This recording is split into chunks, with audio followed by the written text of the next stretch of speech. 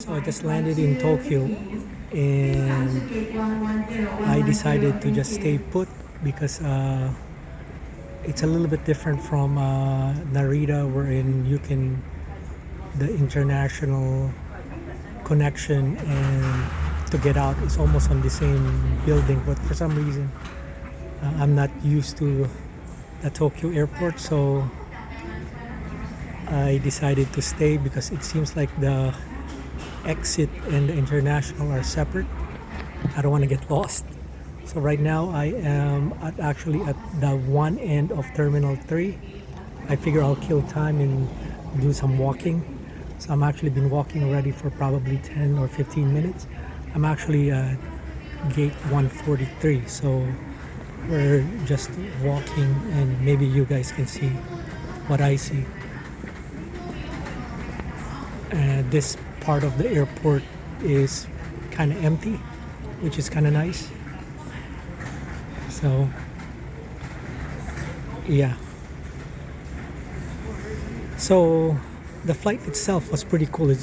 We left late, kaso mabilis magpatakbo yung eroplano, so we actually got here a little bit early, kaso we didn't get into the gate till later kasi meron pang eroplano nakaparada. But right now I'm just kinda walking around just to show you guys what this airport looks like. Again, I'm on the one end of the terminal. I don't know if I want to go to the other end kasi I think itong dulo ng Terminal 3 walang masyadong action. So if you notice, people are actually lining up going to Hong Kong. So more likely it is Cathay Pacific or Cathay Pacific. We'll see. Yep, Cathay Pacific called it.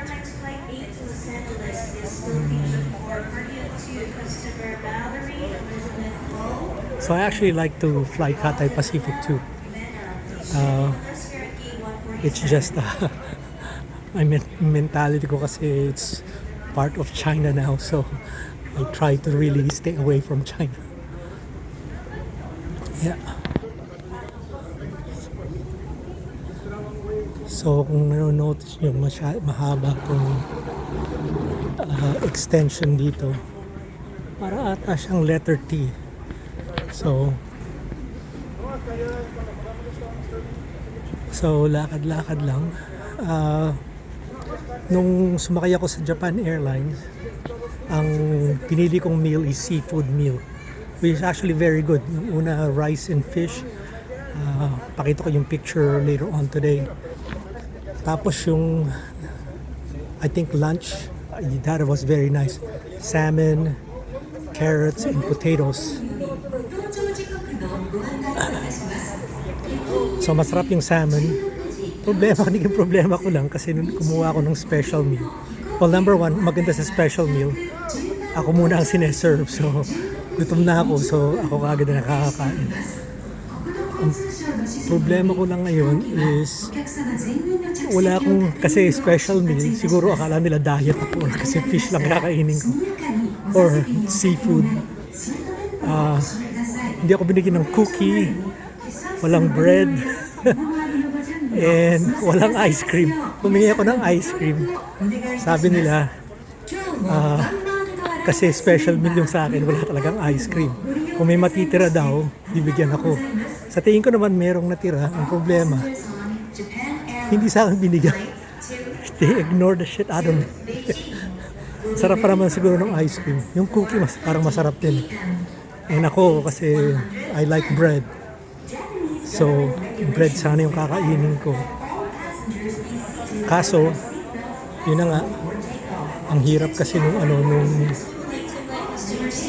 nung naka-allotted na sa mga tao sa tray nila. So walang extra. Ang ininom ko is white wine kasi nga seafood. Okay naman. medyo nakatulog ako ng konti. Kaso, ano, mahirap talaga mag-travel ng mahaba kasi you have to find that sweet spot. Tapos, medyo sore pa yung shoulder ko. So, ang hirap nung ano, nung itong flight na to. Hindi naman mahirap, hindi lang ako komportable sa upuan. Honestly, yung leg room dito sa airline is okay. Maganda yung ano, ito, cookie store. Dessert.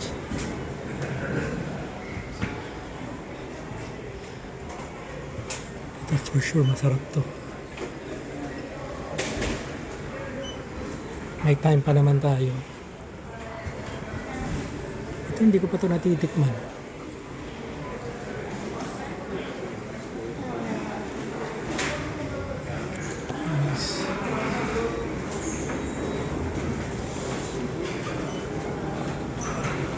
Ito for sure bibiling ko mamaya.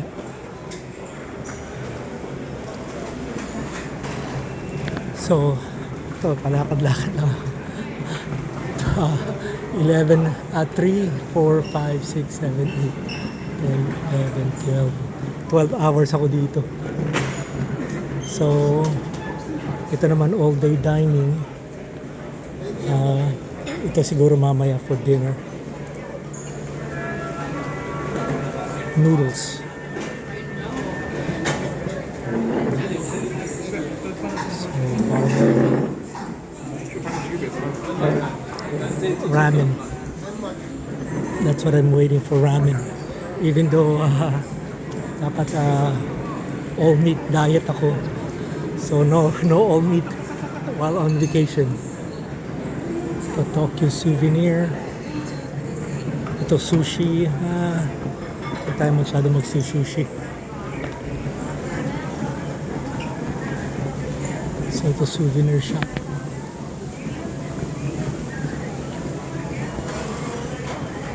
Toys on the go. Pizza. Look at that. Sarap tong matcha cake. So I'm at 114 now.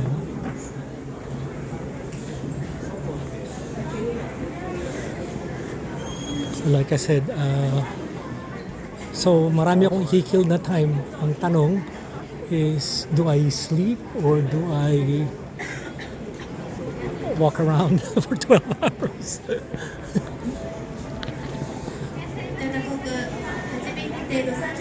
So Bulgari. I do have nung huli ako naglakad-lakad sa Tokyo kasi galing ako ng Narita. Paglabas ko lang ng diretso lang ako ng train. Yung train nandun na mismo sa airport. Dire-diretso na yun sa downtown Tokyo. Naglibot-libot ako doon, nagpapalit ako ng pera. So, nung nagpapalit ako ng pera, may na-extra na natira. So, gate 130 na to. Ang dating nandito ako, nung huli atang uwi ko, 3 hours ata akong layover dito. Natulog lang ako. Ngayon kasi hapon so maraming tao. Chanel. So, Cartier.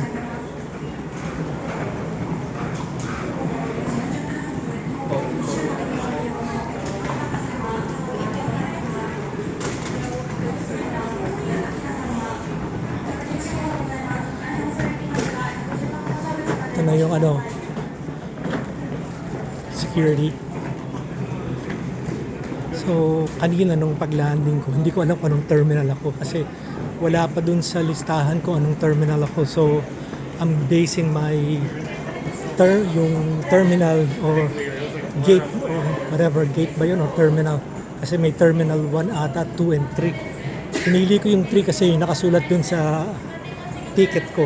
Hindi naman ticket, dun sa itinerary nung binili ko yung ticket 2 months ago. So, see, this US dollar is 155, 149, and 49.05 palit.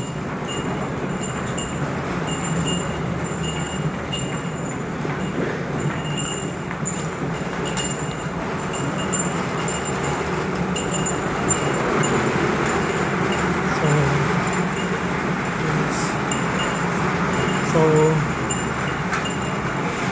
dito ata ako galing kanina. Gate 111.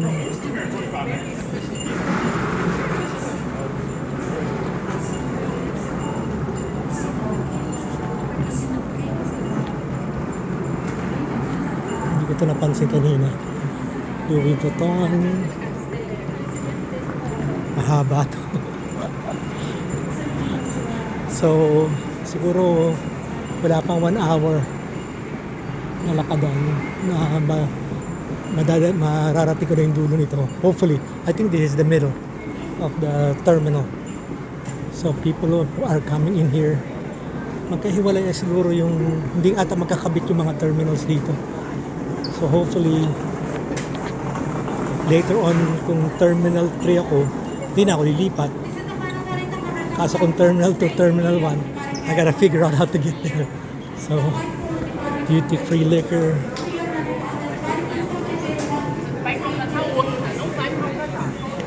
Backrooms.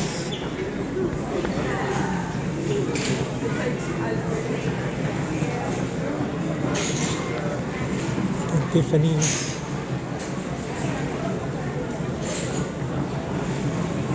So, dito panay itong karamihan dito panay mga jewelry or personal items to buy, hindi food court. So sa tingin ko pagdating natin sa medyo malapit sa kabilang dulo, may mga pagkain na ulit. So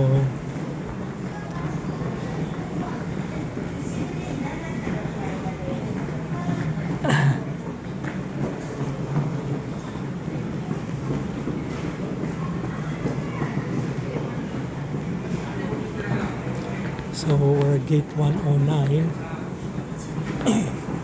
So, ito lang ang problema pag masyadong mahaba yung layover mo. So, they have ramen in here too.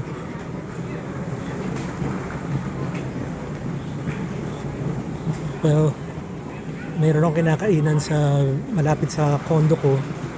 I think ang tawag dun sa mall is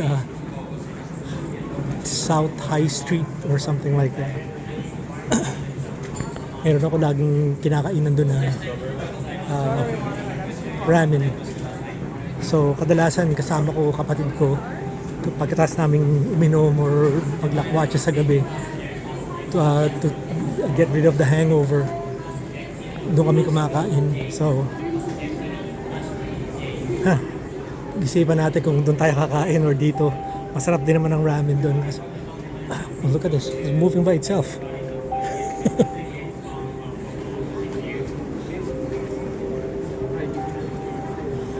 Oh, my 7-Eleven.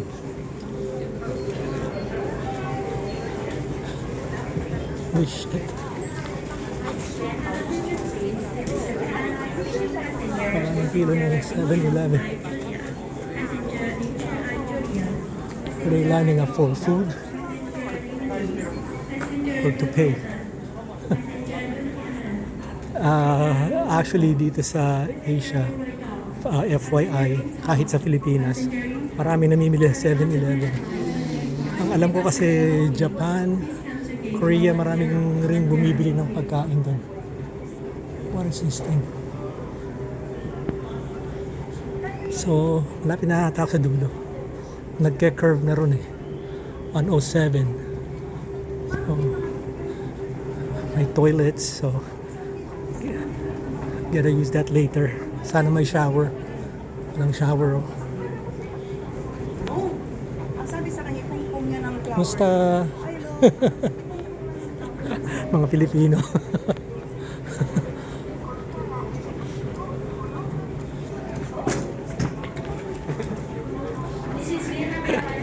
It's just fun seeing Filipinos. They look at me like, who the heck are you?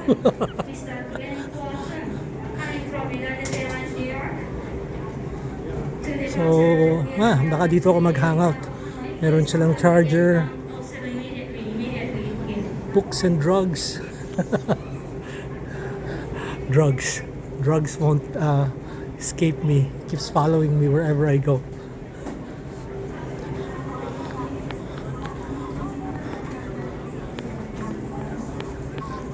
So,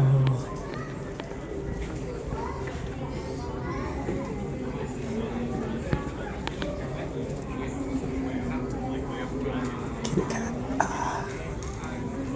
That's the KitKat we want. Souvenir.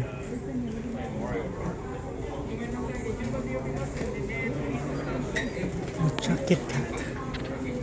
How much are they? 1,900.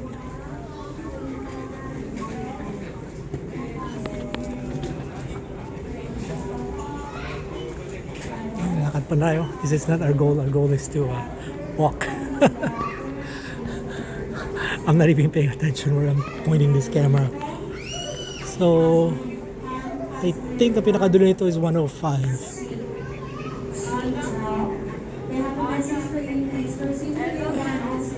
So again, no shower there.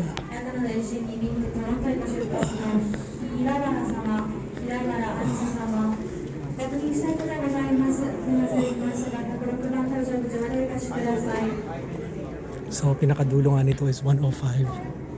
Galing ba ako ng 140? Yep.